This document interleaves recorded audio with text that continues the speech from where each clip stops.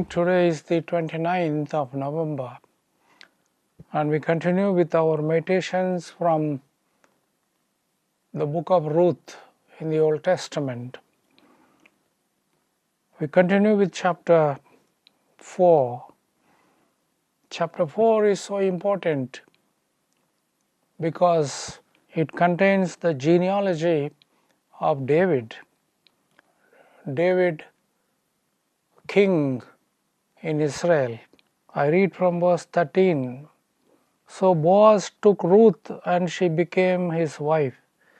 When they came together, the Lord made her conceive, and she bore a son. Then the woman said to Naomi, Blessed be the Lord, who has not left you this day without next of kin, and may his name be renowned in Israel. He shall be to you a restorer of life, a nourisher of your old age. For your daughter-in-law who loves you, who is more to you than 7 sons, has borne him. Then Naomi took the child and laid him in her bosom and became his nurse. The woman of neighborhood gave him a name, saying, A son has been born to Naomi. They named him Obed. He became the father of Jesse, the father of David. Wonderful end to the story of Naomi and Ruth. Boaz marries Ruth, and the Lord blessed her to conceive, and she bears a son. And when the son is born, the whole village of Bethlehem rejoices, saying that Naomi is not left without a heir, but with a heir in a son through Ruth. And that son becomes the restorer of life and nourisher of Naomi in her old age. The time of Naomi and Ruth were times of joint families in Israel.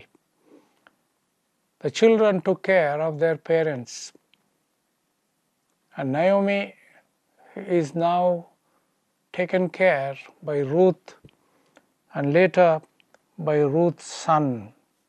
And that's why the whole village rejoices.